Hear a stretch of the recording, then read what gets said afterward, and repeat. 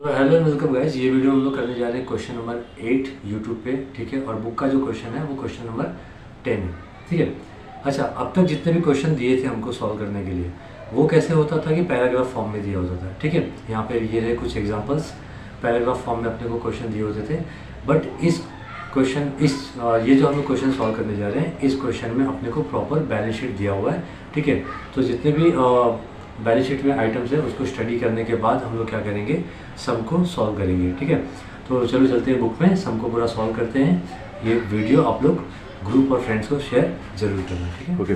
Question number 10, Shiva limited. ठीक है, अपने को देखो बैलेंस शीट दिया हुआ है, इसमें से अपने को सॉल्व करना है। 10% preference shares of 100 each 5 lakh.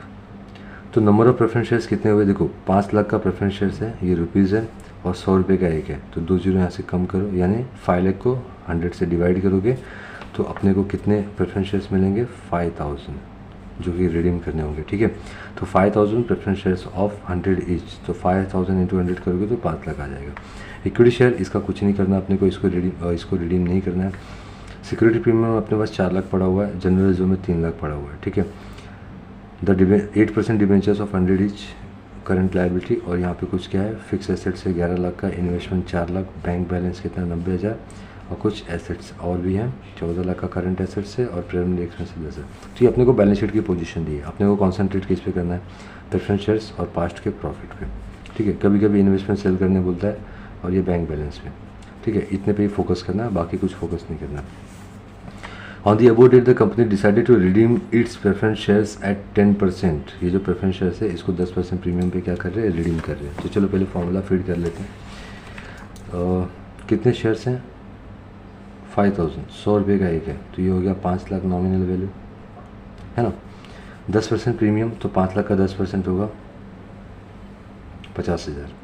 तो इन दोनों पैसे की अपने को रिक्वायरमेंट है, देखते हैं कैसे पूरी करते हैं, फ्रेश इशू से या फिर CRR से। ठीक है,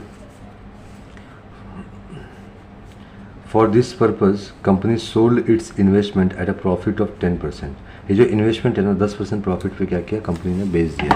तो अब यहाँ पे देखो, ये अपन इन्वेस्टमेंट बेचते, चलो तो bank account debit to investment account और to profit and loss account. Investment कितने का है, 4 लाख का है, 10% इसका कितना होगा, 40,000। प्रॉफिट पे बेचा, तो देखो प्रॉफिट एंड लॉस क्रेडिट है। प्रॉफिट एंड लॉस डेबिट कब होगा, जब अपने को लॉस होगा बेचने में। अभी प्रॉफिट है तो प्रॉफिट एंड लॉस का होगा, क्रेडिट होगा। तो 4,40,000 में हमने क्या किया, बेच दिया। ठीक है, बीइंग इन्वेस्टमेंट सोल्ड। फिर उसके बाद क्या दिख रहा है यहाँ पे, and issued 25,000 equity shares of 10 each at par. 25,000 क्या कर रहे हैं, इक्विटी शेयर्स इशू कर रहे हैं। तो यहाँ पे अपने को 25,000 इक्विटी शेयर्स, एक शेयर कितने रुपए का है, 10 रुपये का है, तो इस पार पे ही में बेचे है ना, 2,50,000 ही हो गया।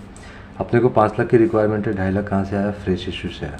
बाकी का 2.5 लाख कहाँ से लेना होगा अपने को, CRR से। देखते हैं आगे क्या इन्फॉर्म किया। द प्रेफरेंस, ये हो गया, preference shares were duly redeemed, all the money under new issue was received and all money on redemption was paid. देखो इशू करोगे तो पैसे मिलेंगे, रिडीम करोगे तो पैसे देने पड़ेंगे, किसको, कंपनी को।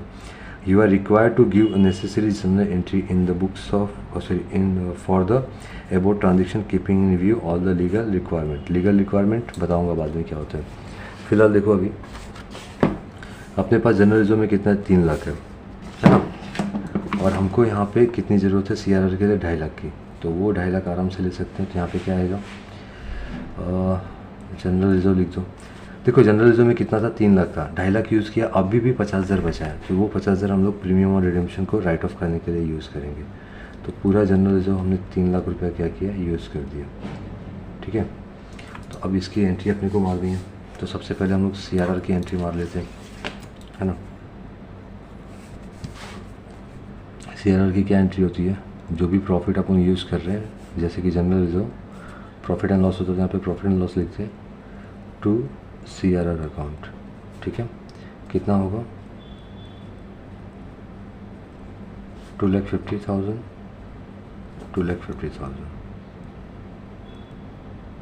being CRR created out of general reserve. फिर थर्ड एंट्री क्या आएगी, थर्ड एंट्री आएगी फ्रेश इशू की, ठीक है। तो bank account debit to equity share capital account, ठीक है। कितने का कैपिटल इशू किया हमने, 2.5 लाख का, ठीक है। कैसे, being 25,000 equity shares of ₹10 each issued at par, ठीक है। फिर चौथा, ये एंट्री दोनों हो गया। अब हम लोग ये वाली एंट्री करेंगे, ठीक है। तो एंट्री आपको अच्छे से याद हो गई होगी अभी तक। Preference share capital account debit premium on redemption account debit to preference shareholders account, ठीक है। प्रेफरेंस शेयर कैपिटल कितना है, 5 लाख है ना, ये रहा। और 50,000 क्या है, प्रीमियम है, यानी अपने को प्रेफरेंस शेयर होल्डर्स को कितना देने का है, 5,50,000। Being redemption money due for 5,000 shares of ₹10, 100 each at 10% premium. फिर पांचवी एंट्री क्या होगी, अपन ये पेमेंट कर देंगे 5,50,000 रुपया। तो यहाँ पे आएगा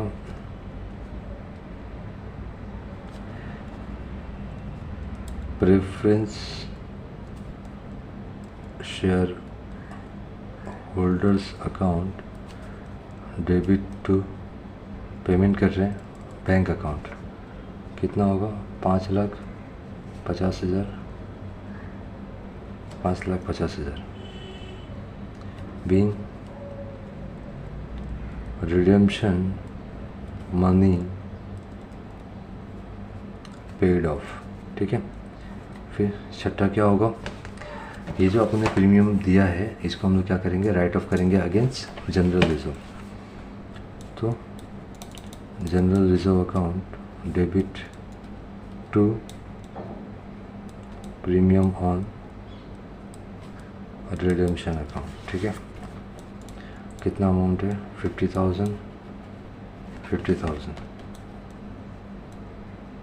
बीइंग